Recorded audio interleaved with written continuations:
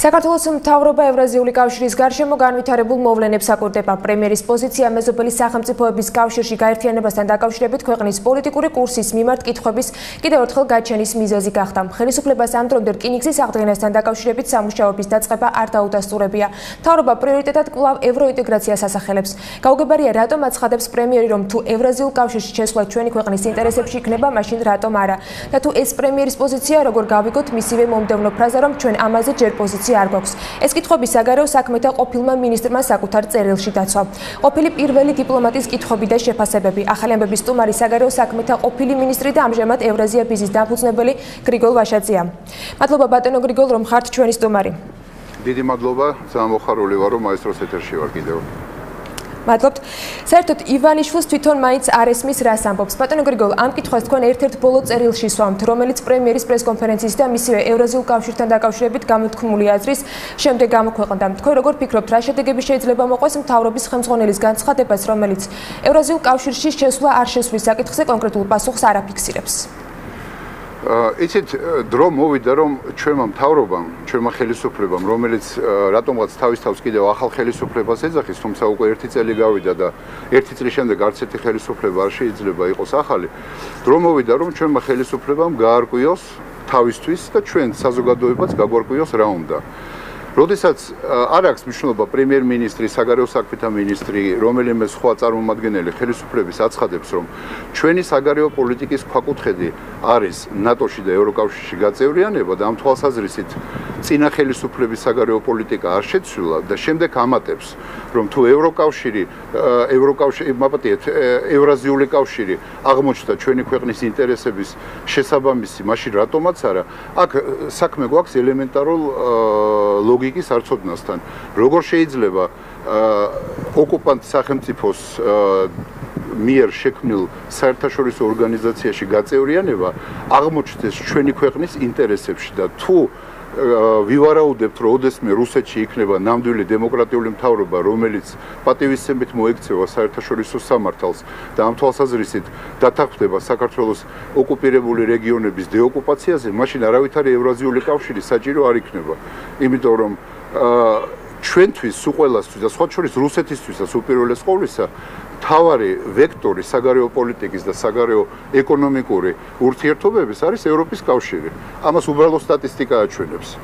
და როდესაც პოლიტიკურ ინსტრუმენტად იყენებენ ეკონომიკურ გაერთიანებას, მე სიმართლე გითხრათ ვერ წარმომიდგენია, როგორ შეიძლება საქართველოს მთავრობის ხელმძღვანელმა ეს შეკითხვა დასვას შეიძლება თუ არა საქართველოს ოდესმე გაწევრიანდეს ევრაზიულ კავშირში. იცით, აი მარტივი შეკითხვები არის დასასმელი. თუ ჩვენ შევდივართ ნატოში და ევროპულ კავშირში და ეს დღემდე არის ჩვენი საგარეო პოლიტიკის პრიორიტეტი. მაშინ როგორ შეიძლება ჩვენ აღვიქვათ ის ზეწოლა, რომელსაც რუსეთი ახორციელებს სომხეთზე, უკრაინაზე და მოლდოვაზე. წლების განმავლობაში გვესმოდა, რუსეთი წყნარად უყურებს ყოფილი საბჭოთა რესპუბლიკების გაწევრიანებას ევროკავშირში და კატეგორიული წინააღმდეგია მათი გაწევრიანების ნატოში.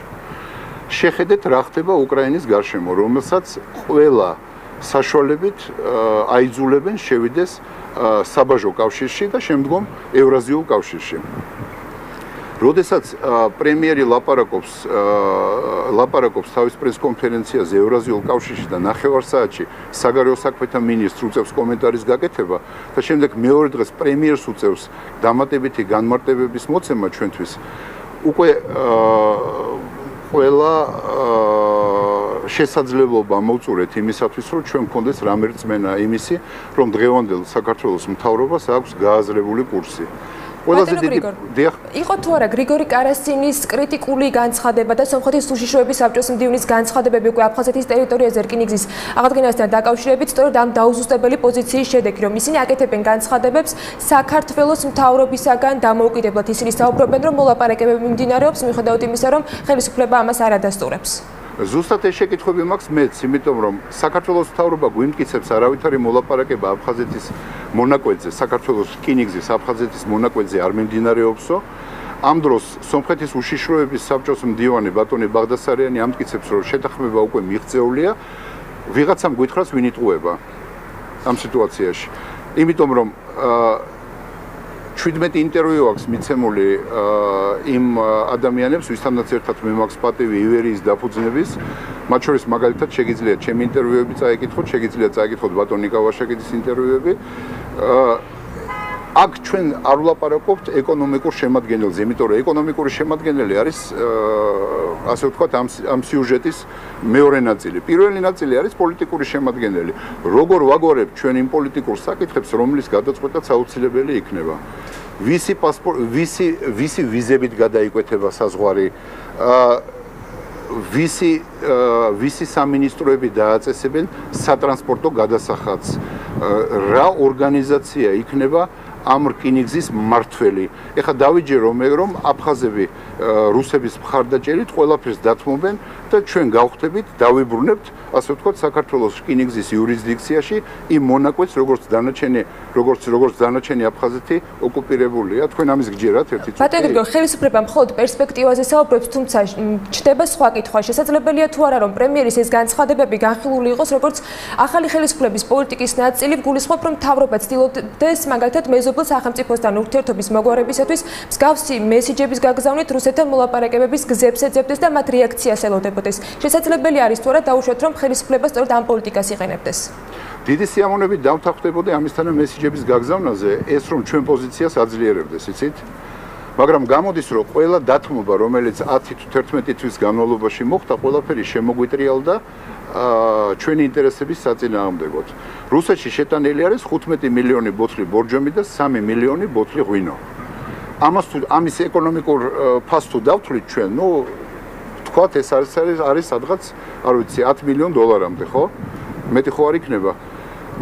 ამის სამაგიეროდ ჩვენ მივიღეთ გადმოწეული საოკუპაციო ხაზი, ჩვენ მივიღეთ საქართველოს მოქალაქეების ყოველდღიური დაპატიმრება ცხინვალის რეგიონის და გორის რაიონის საზღვარზე, ადმინისტრაციულ საზღვარზე. ჩვენ მივიღეთ ის, რომ გალის რაიონის მოსახლეობა, რომელიც გადმოვიდა ზუგდიდში, რადგანაც ზუგდიდი არის ერთადერთი საშუალება მათთვის ნორმალური ცხოვრების სტანდარტი ჰქონდეთ, უკან აღარ უშვებენ რუსი მესაზღვრეები, რომელმაც დაკეტეს საზღვარი ყოველგვარი ახსნა განმარტების გარეშე. ჩვენა გვესმის, რომ საქართველოს არ არის მზად რუსეთთან დიპლომატიური ურთიერთობების აღსადგენად, გეგონება 5 წელიწადია საქართველოს ყველა ჯანსაღი პოლიტიკური ძალა არ იმეორებდეს იმას, რომ საქართველოს არასოდეს არ აღადგენს რუსეთთან დიპლომატიურ ურთიერთობას, სანამ აფხაზეთში და ცხინვალის რეგიონში რუსეთის საელჩოები იქნება.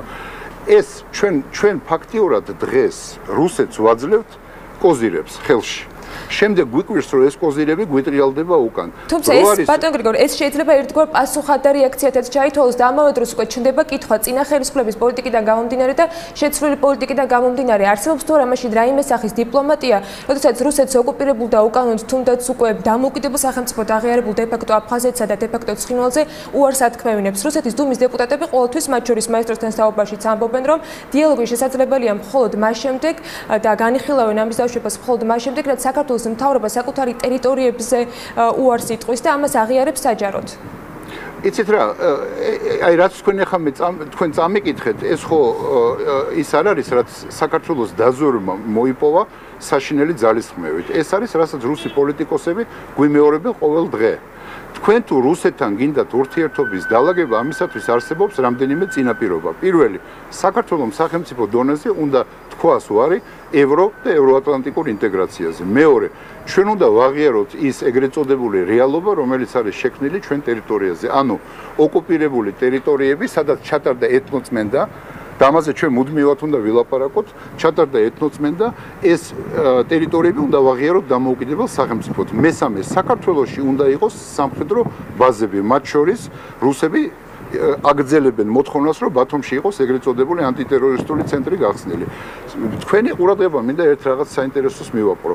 იმისთანა შთაბეჭდილება იქნება, რომ რუსეთზე ლაპარაკს ჩვენ ყოველთვის ვიწყებთ სუფთა ფურცლიდან. გეგონება არავითარი გამოცდილება არ აქვს 91 წლიდან. 91 წლიდან ჩვენ რუსეთის მხრიდან არ გვინახია არაფერი გარდა იმისა, რომ გარდა მცდელობისა, რომ დაინგრეს საქართველოს სუვერენული დამოუკიდებელი სახელმწიფოებრიობა. თუმცა ბატონო გრიგორ, ის კრიტერიუმი ერთ ფრაზას ვიტყვით, თუ შეიძლება კიდევ და დრო მოვიდა, რომ პრემიერ-მინისტრმა და საქართველოს ხელისუფლების ყველა წარმომადგენელმა გაითავისონ ძალიან მარტივი წესი. სანამ გამოდიხარ პრესკონფერენციაზე ან იძლევი ინტერვიუს, საჭირო არის დაждდე პროფესიონალებთან, შეისწავლო საკითხი და მხოლოდ ამის შემდეგ გააკეთო კომენტარები. ყველა დაიღალა საქართველოში ერთმანეთის გამომრიცხავი კომენტარებით ხელისუფლების სხვადასხვა წარმომადგენლებისგან. მითხე დაუბრუნდი იმ ჩამონათვალს, რომელიც თქვენ გააკეთეთ სწორედ რუსეთისათვის რა იქნება მისაღები, რომ ისინი საქართველოსთან მოლაპარაკების მაგიდასთან დასხდნენ. კრიტერიუმები, რომელიც თქვენ ჩამოთვალეთ, საქართველოს პრეზიდენტმა ერთ-ერთ ბოლო ინტერვიუში აღნიშნა, რომ მათ ნაწილის დაკმაყოფილებაზე თავადაც იყო თანახმა, შეთავაზება გაგზავნილი იყო ოფიციალური წერილით, თუმცა საპასუხო რეაგირება იყო 2008 წლის ომი. მაშინ რა რჩება ხელისუფლებას? ან თქვენი ხელისუფლების პირობებშიც განხილული იყო თუ არა მსგავსი საკითხები, რომ უარი გვეთქვა მაგალითად დასავლეთთან ინტეგრაციაზე?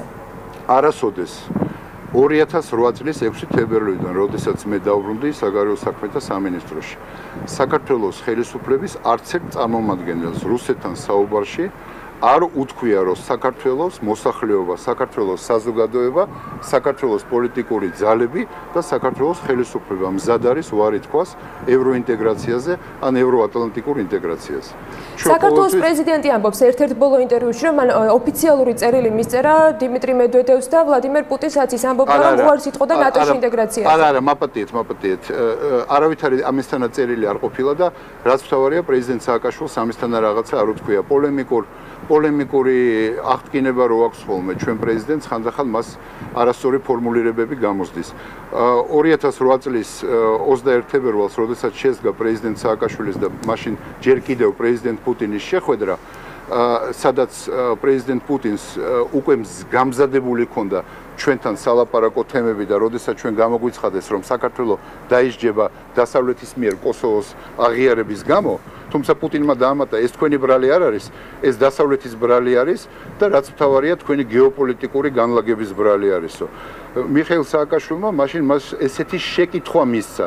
ესე იგი, საქართველოს და რუსეთის ნორმალური ურთიერთობა აღსდგება მხოლოდ მაშინ, როდესაც ჩვენ ვარს ვიტყვით ევროატლანტიკურ ინტეგრაციაზეო, რაზეც პუტინმა უპასუხა შემდეგი, თქვენ არავინ არ გეკითხებათ, თქვენ მაინც შეგათრევენ ნატოში, ეს ციტატა არის და თქვენ ტერიტორიაზე მაინც განალაგებენ რაკეტებს. ამიტომ ამ თემაზე ლაპარაკი საჭირო არ არისო. და საერთოდ ჩვენმა საზოგადოებამ უნდა იცოდეს, რომ რუსეთის ფედერაციას არც აფხაზეთი აინტერესებს და არც ის სამი ვიწრო ხეობა, რომელიც ჩვენთვის არის ჩვენი სამშობლოს და ჩვენი ცივილიზაციის აკვანი და რომელსაც რუსები ეძახიან სამხრეთ ოსეთს. ჩვენ ვლაპარაკობთ იმ ადგილებზე, სადაც რუსებმა გადაწყვიტეს 2006 და 2007-ში განლაგება სამხედრო ბაზების. არასოდეს რუსეთი არ შეცვლის ამ გადაწყვეტილებას, სანამ რუსეთში არ იქნება დემოკრატიული, ნორმალური, ცივილიზებული მთავრობა, არ ვიცი ეს როდის მოხდება, ან და კიდევ საქართველოს ხელისუფლება თავისი თანმიმდევრული პოლიტიკით, საგარეო პოლიტიკური მუშაობით და რაც მთავარია, საერთაშორისო სამართლებრივი გარანტიების გამტკიცებით არ მიაღწევს იმას, რომ ჩვენ საერთაშორისო თანამეგობრობასთან ერთად ვაიძულებთ რუსეთს ამ ტერიტორიების დეოკუპაცია მოახდინოს და ისტორიაში ამის მაგალითები ძალიან ბევრია. აღმოსავლეთ გერმანიის, ავღანეთის, ძალიან ცუდად რჩება ბატონო გრიგორი და კიდევ ერთი კითხვა მინდა აუცილებლად ვილნიუსის სამიტთან დაკავშირებით დაგიცვათ. 30 წლებია მიმდინარეობს და უკვე დასასრულს უახლოვდება საქართველოს, სომხეთთან და მოლდოვასთან ერთად ასოცირების ხელშეკრულების პარაფირებას ელის. თქვენი პროგნოზი როგორი არის? რამდენადაც მახსოვს თქვენი გუნდი ხელმოწერასაც კი აანონსებდა სწორედ 2013 წელს. ფაქტია, წელს ეს ვერ მოხერხდება. არსებობს თუ არა პარაფირებისათვის ხელისშემშლელი ფაქტორები, თუნდაც იმ განცხადებებით, რომელსაც დღევანდელი ხელისუფლება აკეთებს და რისი გაკეთება მოუწევს საქართველოს უკვე ხელმოწერის ეტაპამდე მისასვლელად. მიუხედავად იმისა, რომ დღეს გაკეთდა საკმაოდ დადებითი პროგნოზები სწორედ ხელმოწერასთან დაკავშირებით და ვაჭრობასთან დაკავშირებით. იცით რა არის, ეხლა მე მესმის, რომ არის მცდელობა პარაფირება გასაღდეს როგორც უზარმაზარი საგარეო პოლიტიკური მიღწევა. მაგრამ 2011 და 2012 წელი, როდესაც ბატონ დავით ჯალაღანიას, ბატონ სერგი კაპანაძეს და ბატონ თორნიკე გორდაძეს მიყავდათ ეს მოლაპარაკებები, რაშიც მეც ვიყავი გასაგებია ექს-ოფიციო ჩართული როგორც მინისტრი, ჩვენც და ჩვენი ევროპელი პარტნიორებიც მუშაობდნენ ამ დოკუმენტების ხელმოწერისთვის ვილნიუსის სამიტზე. სიტყვა პარაფირება პირველად ნახსენები იქნა 2012 წლის ნოემბერში, რაც სხვათა შორის ხელისუფლების ერთ-ერთმა წარმომადგენელმა დაადასტურა, აღარ მახსოვს თქვენ არხზე დისკუსიის დროს თუ მეცხრე არხზე დისკუსიის დროს ამას პრინციპული მნიშვნელობა არ აქვს.